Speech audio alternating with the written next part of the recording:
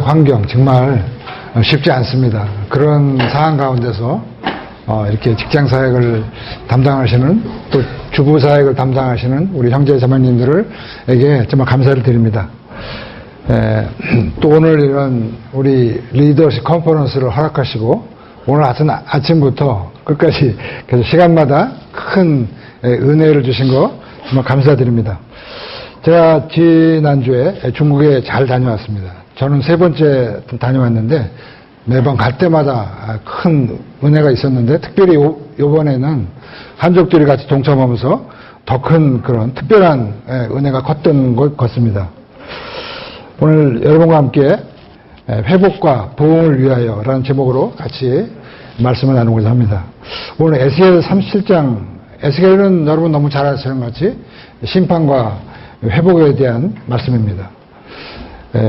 이스라엘 백성들은 우상 숭배를 함으로 나라가 망하고 그리고 성전은 다 파괴되고 이제 바빌론의 포로로 잡혀가서 아무 소망이 없는 절망적인 상황 가운데 살아갈 때 쓰여지는 예언서입니다. 그럴 때 이 하나님께서 주 여호와께서 바로 놀라운 사역의 주체가 되신 여호와께서 이 뼈들에게 영적 생명력을 잃어버리고 무기력한 가운데 살아가는 이스라엘 백성들에게 소망의 말씀을 주시는 거죠. 내가 생기를 여호와의 숨, 히브리어로 루하고 이 생명을 불어넣어서 완전히 새로운 존재로 만들어 주겠다라는 약속의 말씀입니다. 우리 조금 전 우리 송정 형제님께서 BBB의 비전과 지난 25년을 회고해 주셨습니다. 벌써 25년이 지났습니다. 보통 교회나 선교단체들은 10주년마다 기념행사를 하곤 합니다. 우리 온누리교회도 지금 30주년 행사가 지금 진행되고 있습니다. 그래서 전략기획팀을 만들어가지고 지난 30년을 회고하고 앞으로 30년을 어떤 비전과 전략으로 갈 것인가. 이미 비전 선포가 다 끝난 상태에서 지금 계속 선교대회 등 행사가 진행되고 지금 있습니다. 우리들은 너무 열심히 사역하다 보니까 결혼 기념일, 생일, 10주년 기념행사 등을 할 여유가 없이 벌써 25년이 왔어요.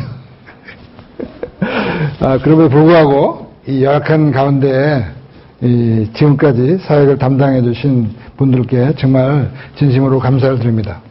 제가 이번에 중국에 가서 많은 은혜를 받았지만 특별히 우리 정민호 선교사님의 그 말이 머리에 참 가슴에 나왔습니다. 저는 대가 지불이라기보다는 가치를 발견했습니다. 이 말이 굉장히 마음에 와 닿더라고요. 대가 지불이 아니라 가치를 발견했기 때문에 중국에 선교사로 왔고 지금까지 이렇게 14년 동안 집도 없고 통장도 없이 살아가고 있습니다. 라는 말이 굉장히 마음에 닿습니다. 영생의 가치, 이 가치를 발견하면 인생이 바뀌죠. 아까 우리 박영동 목사님 그분이 영생의 가치를 9천조 원이라고 항상 얘기를 합니다. 이 가치를 발견했다 이거죠. 이 복음의 가치, 이 9천조를 얻는 이 복음의 가치를 깨달으면 전도 안 할 수가 없는 거죠. 이 천하보다 귀한 생명을 바로 얻는 것이 전도하는 거죠. 제자 사역의 가치. 이걸 깨달으면 누가 시켜서가 아니라 자기가 이렇게 하게 됩니다. 바울은 그 가치와 그 심판의 중요성을 아주 깊이 그걸 깨달은 사람입니다. 그래서 사도행전 20장 24절 나의 달려갈 길과 주께서 받은 사명, 곧 하나님의 은혜의 복음을 증거하는 일을 마치려 하면은 나의 생명을 조금 더 귀한 것으로 여기지 아니하느라. 바울은 진짜 전도와 영생과 이 제자사의 가치를 바로 알았던 사람입니다. 바로 깨달은 사람이죠. 그래서 골로새 1장 28절, 29절 바로 참 주제 말씀이죠. 바로 이 가치를 알았기 때문에 성령님의 능력 안에서 가는 곳마다 평생 전도했습니다. 그리고 제자 삼았습니다. 그렇게 살다가 순교를 했습니다. 가치를 발견했기 때문에. 밭에 감춘 보화를 발견하면 모든 것을 팔아서 그걸 산다라고 성경은 말씀하고 있습니다. 저도 정말 불나방같이 살다가 내 인생을 바꾼 것은 영생의 가치, 이 복음의 가치, 전도의 가치, 제자 사이의 가치를 깨달았기 때문에 지금까지 이렇게 살아왔다라고 확신을 합니다. 처음에 이 모임을 시작하게 된 것은 이 복음의 충격이었어요. 예수님의 보혈로 말미암아 우리 모든 죄가 다 용서받는다는 이 복음의 충격, 또 하나 지옥에 대한 그 심판에 대한 충격, 이게 제가 되게 컸던 것 같아요. 그리고 이제 신앙생활 해가면서 제가 받은 말씀이 마태복음 6장 33절. 너는 먼저 그의 나라와 그 일을 구하라. 먼저 그랬습니다. 제가 결혼해서 1년 됐을 때 우리 첫 번째 딸인데 딸이 이제 출산할 때가 다 됐어요. 근데 내일 모레 이런데. 근데 4박 5일 참 수련회가 있었어요. 그때는 핸드폰도 없었어요. 가야 되냐, 갔다 와야 되느냐, 말아야 되느냐. 갈등이 굉장히 있었어요. 마음은 가고 싶은 거예요. 의뢰받고 싶은 거예요. 근데 언제 나올지 모르니까. 갈 때마다가 간절히 기도, 하나님 어떻게 해야 돼? 갔다 와도 됩니까? 갔다 오라고 말씀하셨어요. 그래서 우리 집사람한테 나 없더라도 그러니 없겠지만 잘 여기 나라고. 갔다 오겠다고.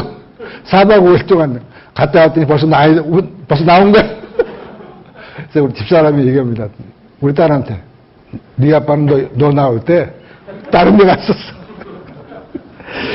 뭐 계속 그런 건 아니지만 먼저 그의 나라와 그 일을 구하라. 이렇게 살아왔습니다. 직장을 다니면서 하루에 3시간 이상씩 말씀 보고 기도했습니다. 하루에 39절씩 암송한 날도 있었고 너무 말씀이 사모해가지고 그렇게 좀 살았습니다. 그리고 성장하면서 이제 사명을 구하게 됐어요. 어떤 목사님은 성화에 여러 단계가 있다라고 말씀하시면서 1단계는 죄를 깨닫는 단계, 2단계는 주인이 바뀌고 삶이 바뀌는 단계, 성화의 3단계는 뭐냐? 생애 사명, 비전을 구하는 단계 다. 4단계는 뭘까? 대가를 지불하고 비전을 성취하는 단계다. 이렇게 얘기할 수가 있을 것 같습니다. 그럼 3단계까지 가기도 참 힘든 것 같아요. 그냥 대충 이렇게 살아가는 거라고 생각합니다. 그래서 이 금융기한 선교 사명을 받게 됐어요. 을지로 입구 산업은행 본점에 근무하면서 간절히 구했어요. 저의 소명이 무엇입니까? 근데 한국은행부터 이렇게 쭉 해서 을지로 입구에 은행 본점들이 다 거기 밀집되어 있었는데 그 본점의 건물들을 생각나게 해주셨어요. 그래서 그거를 그냥 도화지에 그리게 됐고 그래서 발전시켜서 금융기관 장기 선교계획이 나왔습니다. 직장생활을 하면서 제가 느낀 것은 뭐냐면 교회의 최우선 과제는 뭐냐? 지상명령이다. 전도와 제자화다. 우리 아까 마태복음 28장 말씀. 그러므로 therefore 다 끝났어. 다른 얘기 하지 말아요, 그죠? 다 이루었다. 끝났다는 거야. 그러므로 therefore 가서 전도하고 제자 삼으라. 이게 교회가 존재하는 목적. 특별히 선교단체도 말할 것도 없어요. 직장이 황금어장이에요. 우리 사회분의 본점에 직원이 1,500명이나 있었어. 그냥 머리 똑똑한 애들, 다 필기시험 봐서 면접 보고 뭐 다 봐가지고 완전히 제자 자격이 있는 사람들만 딱 뽑아놓은 게 1,500명이에요. 야, 진짜 황금어장이더라고. 황금어장. 그래서 제가 성경을 통해서 느낀 게 뭐냐면 아까 박영돈 목사 하신 말씀이에요. 직장은 선교지고 삶의 현장은 모든 그리스도는 선교사다. 평신도가 굉장한 자원이다. 너무 상식적인 얘기예요. 근데 현실을 보니까 거의 전도 안 하더라고. 저는 진짜 충격적이었어요. 아니 어떻게 9천조 원을 그 은혜를 받은 사람들이 또 지옥을 많이 아는 사람들이 어떻게 안 믿는 사람들의 종말이 무엇인지 너무나 분명히 아는 사람들이 어떻게 전도를 아느냐. 난 이해가 안 됐어. 이거 진짜 이상하다 이거는. 기이한 일이구나. 그리고 정치성이 안 드러내. 잠수함 신앙, 타협하고 또 세상적이고 음담패설의 대가들이 다 안수 집사들이 많더라고. 그리고 더 세상적이고 조금 나은 사람이 신우에 그냥 참석하면서 세상 성공을 목표로 삼는 사람들. 그게 제가 보면서 참 저는 이해가 가지 않았어요. 이제 그런 게 배경이 돼서 거룩한 분노, 그죠. 이거 아닌데.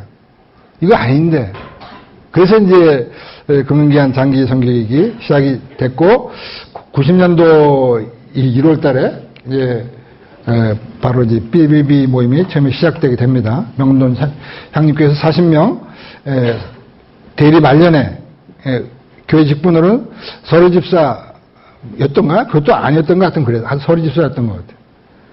이렇게 해서 대학포 뭘 해야 되느냐? 전도해야 되는 거죠. 그 다음에 제자 양육해야 돼요. 이 제상 명령이야. 명령. 옵션이 아니야. 모든 크리스찬에 주신 명령.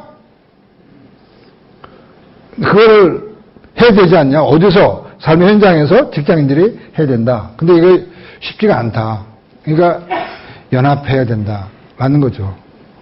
우리 힘으로 안 된다. 성령님이 도와주셔야 되고 말씀으로 은혜 받아야 된다.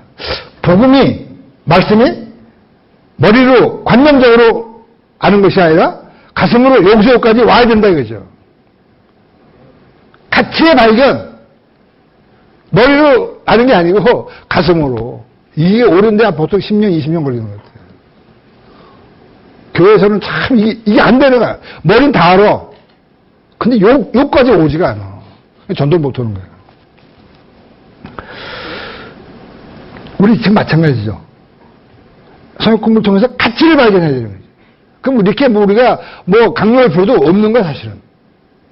전도 한 사람 오면 100만 원이 아니고 하늘에 상금이 쌓여있는 생각하면 그걸 가치를 깨달으면 전도 안 할 수가 없는 거야. 안 하면 자기 저랬는데 가치를 못 깨달은 거야. 공부를 깊이 할 필요가 있을 것 같아. 성역 공부를. 깊이 해야 깨달아진다 이거죠. 가치를 발견하는 거야.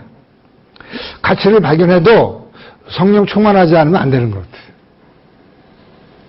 우리도 가치 발견 다 했지만 안 하잖아. 충만하지 않기 때문에. 가치의 발견이 제일 중요한 거 같고 그 다음에 성령 충만.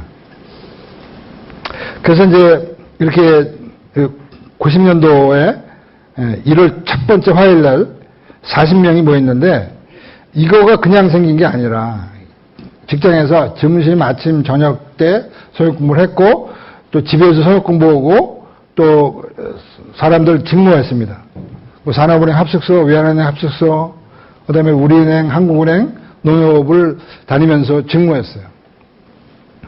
이렇게 이제 모임이 시작이 된 다음에 이제 명동 모임이 정말 감격 가운데 시작했어요. 그 많은 사람들이 이게 과연 얼마나 지속될까? 이런 확신이 없었어.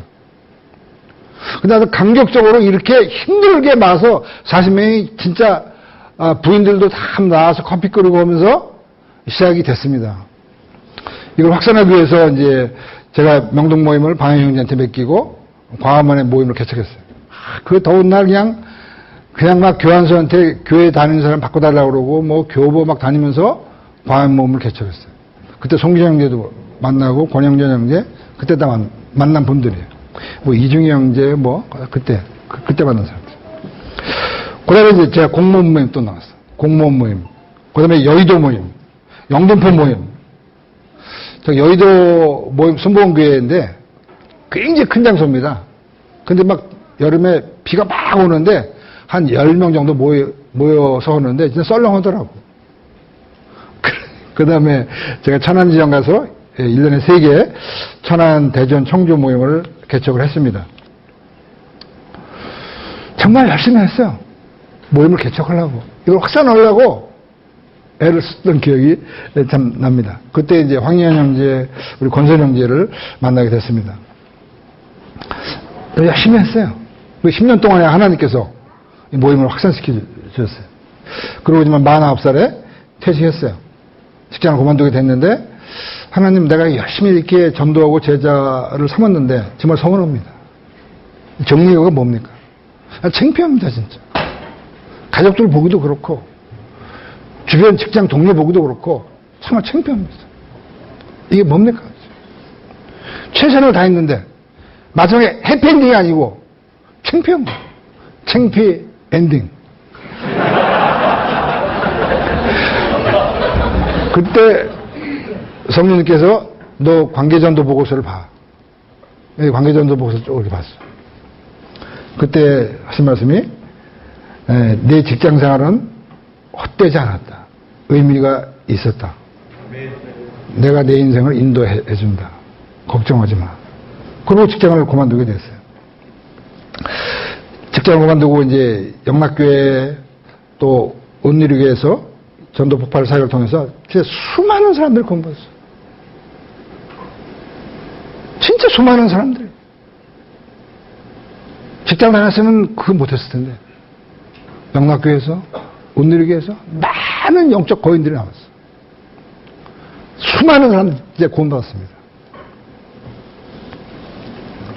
그리고 우리 삐비 이 사역을 하면서 우리 노일동제가 진짜 이 거의 기초를 우리 노일동제가 하고 이 NLTC와 전도 폭발을 모임에 도입을 했습니다. 우리 노일대 박사께서.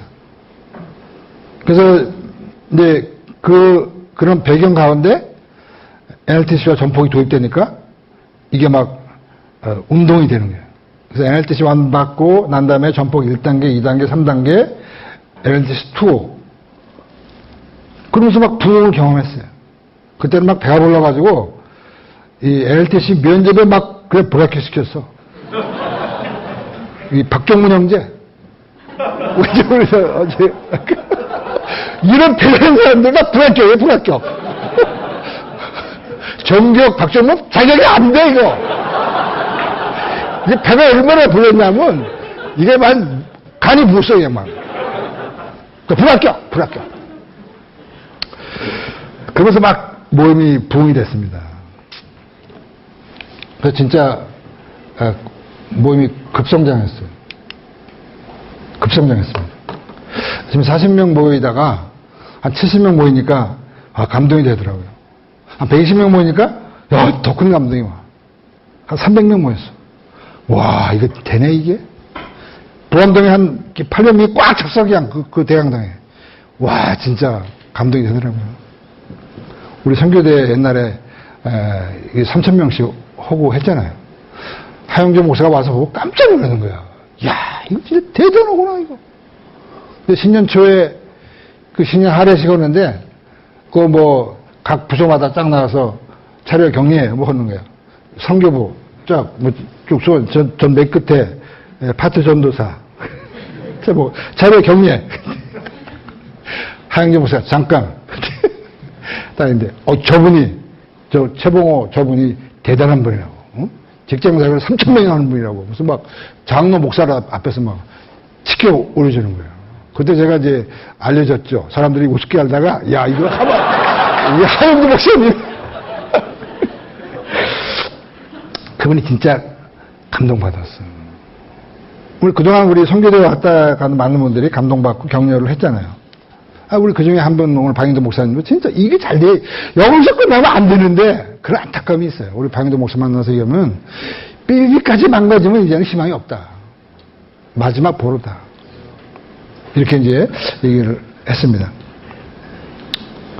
많은 분들이 한국교회 대안이다라고 생각해요. 또 실제 그렇다고 생각을 하고, 이 시대 요청은 선교적 교회입니다. 나는 아무리 생각해봐도 미션을 처치해요. 그렇게 막 부흥하다가 2000년 중반부터 전폭이 중단되면서 자매사역이 침체되고 BTC 지역 모임 순장 체계로 전환되면서 한국교회 정체에 맞물려서 모임이 정치되기 시작했어요. 2008년부터 한국교회 전체 침체의 영향을 받고 계약직 등으로 젊은이들이 또 신입회원들이 급감했습니다. 전도를 아무리 강조해도 전도 안 하더라고. 전도 안 하고 전도가 또 힘들고 모임 개척이 거의 전무한 상태였어요. 옛날에는 제가 얘기했잖아요. 그게 목표였어. 모임 개척이 서로 뭐 나도 한 개 하겠다고 막 덤볐다니까. 근데 거의 전무해. 모임 개척이 이제는 전무해. 왜 교회 개척이 힘들듯이 똑같은 현상이야.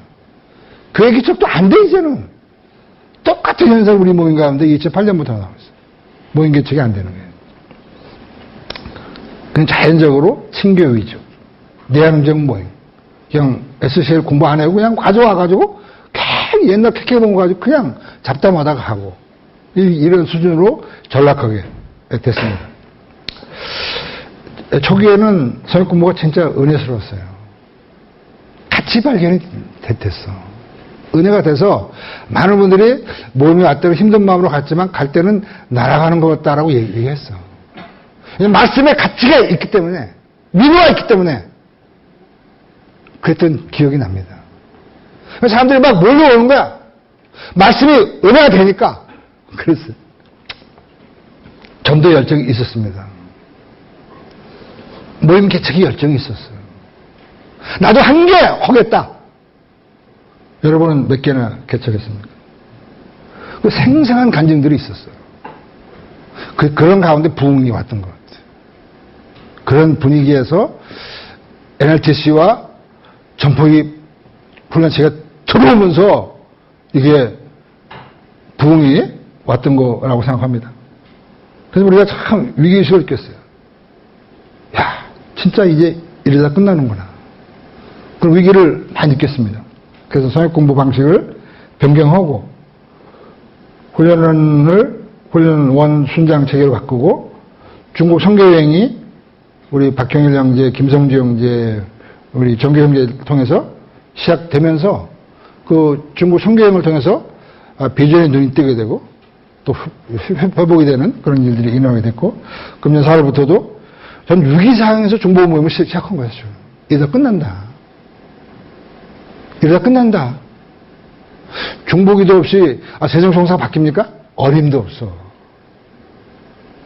바위에 계란 던지기야. 제가 세종시 가면서 그걸 느껴요. 야, 진짜 바위에 계란 던지는 거구나 지금. 중보기도 없이 그런 얄팍한 공부 가지고 세종총사가 바뀌겠어요? 안 바뀌어. 서울이 바뀝니까? 안 바뀌어. 그래서 허대못해 조그만 중보기도 모임을 만들어야겠다. 해서 지금 이제 허우 지금 있고 그걸 통해서 사람들이 은혜를 받더라고. 중보기도 모임을 통해서. 그래도 감사한 거는 이 적은 인원이지만 BTC가 지속되고 전폭에 지금 영락교회 합해서 50명이 받으면서 가치를 발견하는 거예요. 그리고 복음 전도의 간격을 회복하는 것입니다. 그리고 중국 선교여행을 통해서 은혜 받고 영락기도 기도 모임을 통해서 은혜 받고 또 우리 박현영 자가 요새 영남 100개 중국 1000개 이렇게 막 선포하면서 또 동조는 좀 이런 분들이 자꾸 좀 생겨가지고 그게 이제 감사한 것 같아요.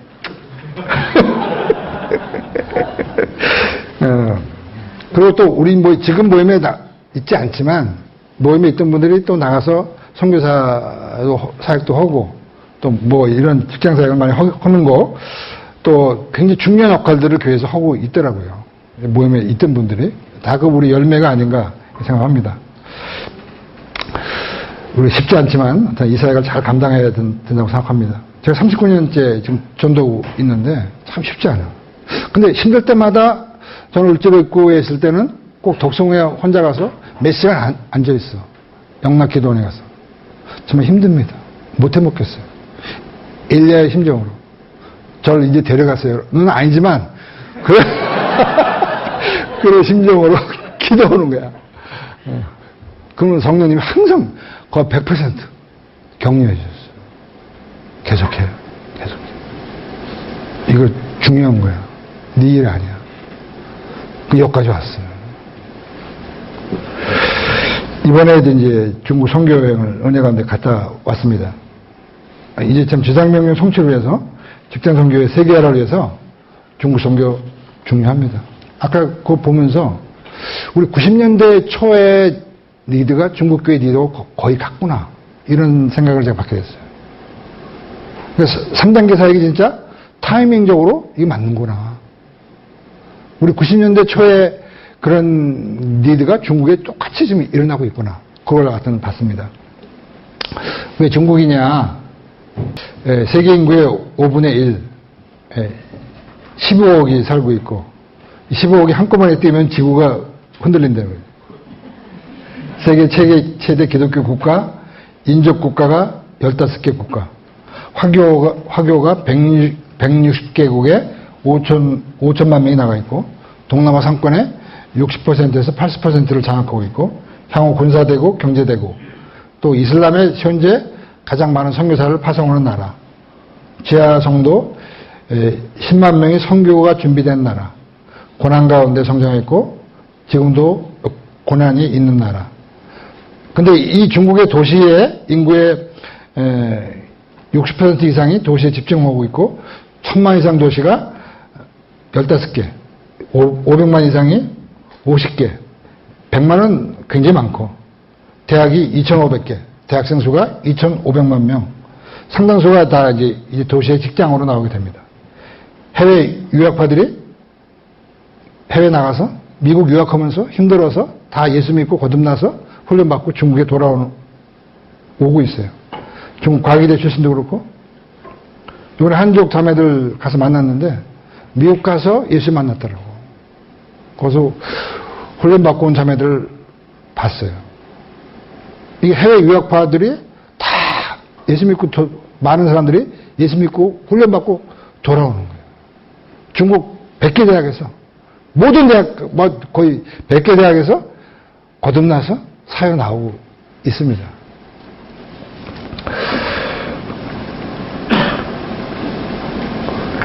이 중국의 진짜 이 직장사역 이게 이 시대의 요청이라고 생각합니다. 가정교회도 많고 캠퍼스 사역도 많습니다. 하지만 직장사역에서는 불이 없다는 거죠. 중국 10대 도시입니다. 이제 여러분에게 주시는 비전이고 도전이에요. 중국 선교를 꿈꾸고 있는, 또 세계화를 꿈꾸고 있는 젊은 분들에게 주신 비전이고 도전이에요. 그리고 박혜영 이제 1000개를 만들겠다고 지금 계속 선포하고 있잖아요. 이거 지금 도전입니다. 원대한 그런 도전이죠. 이것만 되면 세계 기독교 역사에 이런 역사가 없었습니다. 현재 이게 1000개가 아니라 100개만 돼도 엄청난 일이에요.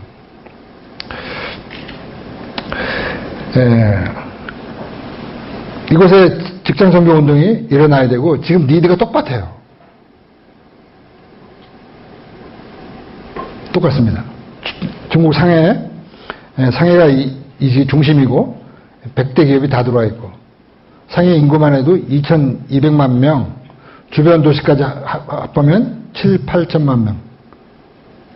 그 중심에 이제 포동이 있죠. 이번에 이 포동에 가서 이제 연합 모임을 가졌는데 진짜 감동적이더라고요. 우리 정진상 형제님 진짜 적절하고 아주 감동적인 간증이 있었고, 권혁준 고은희 자매님의 아주 감동적인 특성, 이 박형일 형제의 메시지와 결단, 진짜 감동적이었어요. 저는 승천하는 줄 알았어요. 그때 승천하고 싶었어. 그 중에 100개짜리 건물이 이렇게 있습니다. 박영동 목사님 아까 설교하신 그 조그만 교회 걸랑요. 그래서 정말 도전적입니다. 중국의 모든 성마다 영적 성주를 임명하고 매년 단기 선교 보내는 거예요. 조그만 교회예요. 대학생들이 그냥 가는 거야. 그냥 밀려서 가는 거야. 정말 도전입니다. 박영동 목사님. 조그만 교회에서 중국 전체를 품고 전도하는 거예요. 가서. 우리에게 주는 도전입니다. 우리에게 주는 도전. 이번에 이제 우리 강남 모임에서 북경 갔다 왔어요. 메일을 보내왔는데 우리 모임은 이번 여름에 북경에 선교를 다녀왔습니다. 무엇보다 북경 역시 상해에 대해서 듣던 것과 마찬가지로 수많은 직장 그리스도인들이 존재하지만 현재 성경 읽기와 기도에 무엇을 어떻게 해야 할지 모르는 상황에서 우리 모임에 도움을 요청하였습니다. 그리고 북경에 가정교회를 하고 직장 모임은 4개를 돕는 목사님이 간절한 거예요. 그걸 뭐라고 했냐면 직장 사역에 방향성이 없습니다. 복경 직장인도 전도하고 싶지만 방향을 잡지 못해 어렵습니다. 감사한 건 예전보다 직장 내 모임들이 많아지고 있습니다. 우리도 BBB 같이 이렇게 체계를 잡고 가기 원합니다. 크리스천이 가장 중요한 것은 전도에서 사람을 세우고 싶은데 그러한 부분이 세워지지 않습니다. 우리 모임처럼 체계적으로 세워주고 싶습니다. 얼마나 잘 정리되어 있습니까? 너무 잘 정리되어 있어요. 너무 잘 정리되어 있어요. 우리는 큰 그림이 있습니다. 그런데 구체적인 그림이 없습니다. 중국도 대기업이 세계 곳곳에 나가 있습니다. 이들을 어떻게 선교적 마인드로 채워나갈지를 도와달라. 매년 올 수 있냐? 이제 우리 강남 모임에서 보내온 것입니다. 이게 중국의 지금 니드예요. 목회자들이. 직장인들이 갈급하고 있어. 인생의 의미가 뭐예요? 가치 있는 삶을 살기를 원하는데 샘플이 없는 거예요. 리더도 없어. 이 중국의 지금 니드입니다. 타이밍이 이제 온 것 같아요. 같은 여러분들이 이제 해야 된다고 생각합니다. 하지만 정말 중국 직장 선교 만만치 않을 것입니다. 중국 직장 선교를 위해서 한국 BBB가 최소한도 버텨줘야 돼요. 회복하고 부흥해야 됩니다. 우리도 지금 빌빌거리는데 우리 이렇게 되라고 할 수는 없을 것 같아요. 우리 모임의 상태가 에스겔 37장의 상태와 같은 모임도 있을 것입니다. 여호와께서 권능으로 골짜기를 가봤더니 뼈가 가득해. 생명력을 다 상실했어. 사방으로 다 지나가게 봤는데 여전히 마찬가지야. 좌우 상으로 봐도 완전 빡빡해. 그냥 생명력이 없어. 그 골짜기 지면에 뼈가 심이 많고 너무나 처참하고 무서운 환경이 아주 말랐더라. 소생할 수 없는 전혀 가능성이 없는 뼈들이에요. 우리 이제 여러 모임들이 이런 상태에 있고 존폐 위기에 있는 모임도 있고 3명 4명 모임도 있고 구원의 감격이 없어요. 탈진, 지쳐 있습니다. 돌파에 대한 의욕이 없어. 다는 아니지만 우리의 일부에 해당된다고 생각합니다. 에베소 교회에게 하는 말씀입니다. 내가 너를 책망할 것이 있다. 모임도 나오고 교회도 나가고 하는데 내가 너를 책망할 것이 있다. 너 처음 예수 믿을 때 하나님과 잃어버린 영혼에 대한 결정 어디 갔어? 그거예요. 저도 해당됩니다. 아마 여기 15년 이상 된 분들은 거의 다 여기 해당될 거라고 생각합니다. 매너리즘. 간격이 없어. 근데 여기는 네가 버렸다라고 말씀했어요. 회복하라. 이렇게 말씀했어요. 한국교회 주시는 말씀. 또 한 가지.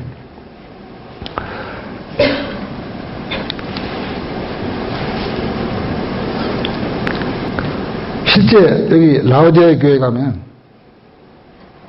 똑같은 한쪽에서는 온천물이 막 흐르고 한쪽 골로새에서는 찬물이 이렇게 흘러서 만나요.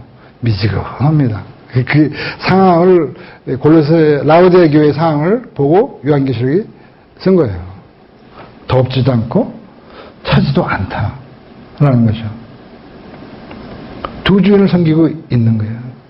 근데 하나님이 원하시는 것은 선택하라 이거죠.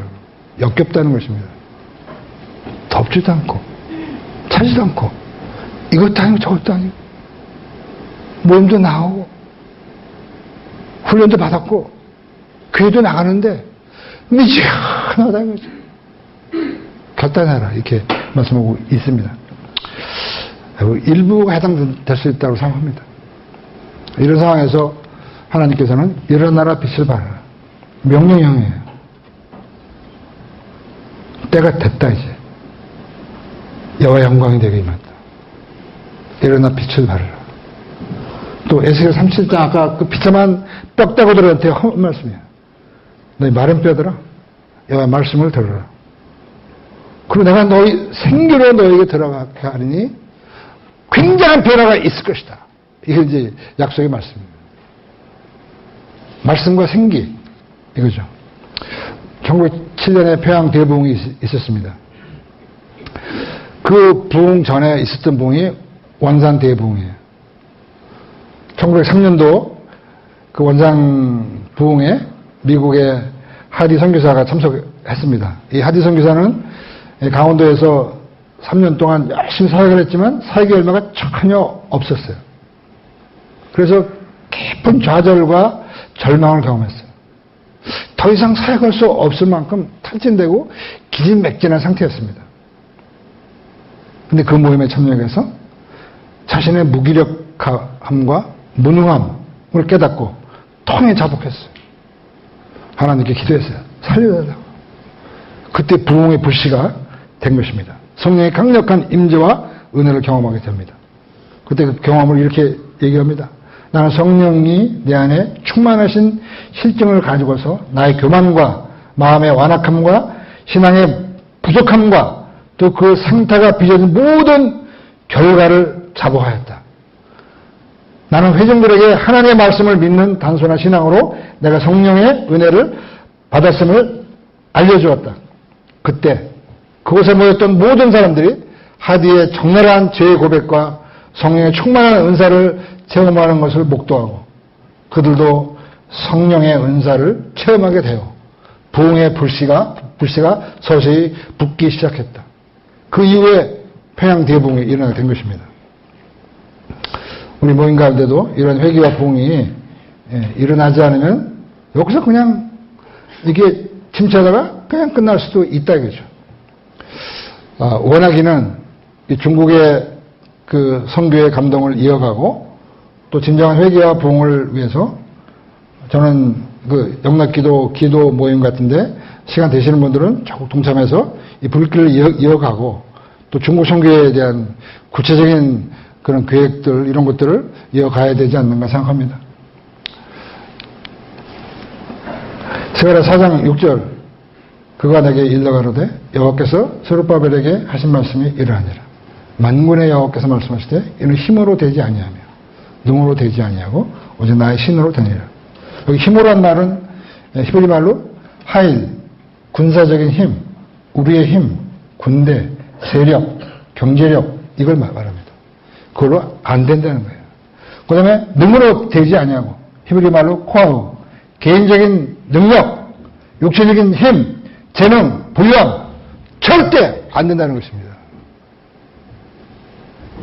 오직 성령의 능력으로 이런 것들이 가능하다라는 거죠. 이제 BBB가 25년을 이미 지났어요. 2020년과 향후 25년을 앞에 두고 있는 그런 중요한 시기입니다.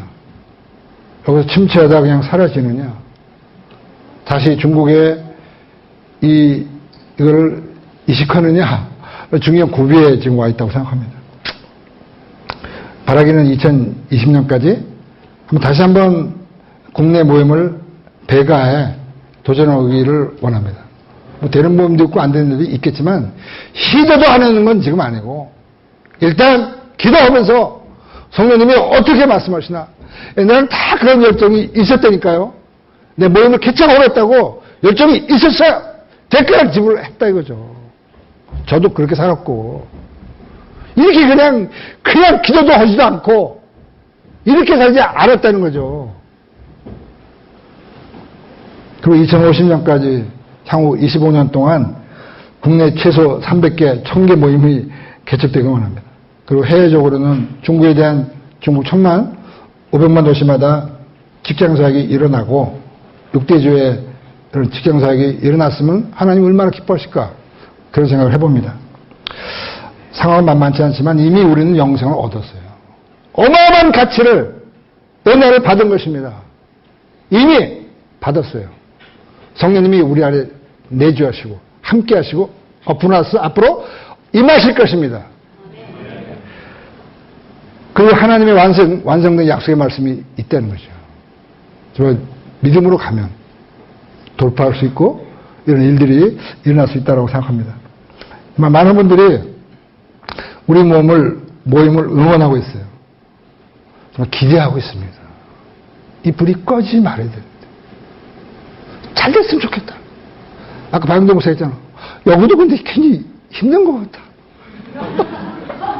무조건이죠, 이거. 이런 얘기를 하는데, 여기 있는 분들이 좀, 젊은 분들이 좀 분발하셔야, 우리는 할 만큼 했어. 그러니까, 좀 젊은 분들이 좀 이렇게 했으면 좋겠다는 생각이 듭니다. 다시 한번 빛을 발하고, 회복과 부흥을 경험하기를 원합니다. 기도하고 마치겠습니다.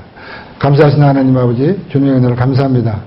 우리가 25년을 달려왔습니다. 지난 25년을 회고하게 하시고 다시 기도 가운데 아버지 음성을 듣게 하시고 아버지 뜻을 분별하게 하시고 순종하는 가운데 하나님의 시원케 해드리는 우리 개인과 모임 될 수 있도록 축복하여 주시옵소서. 감사하며 예수님의 이름으로 기도합니다. 아멘.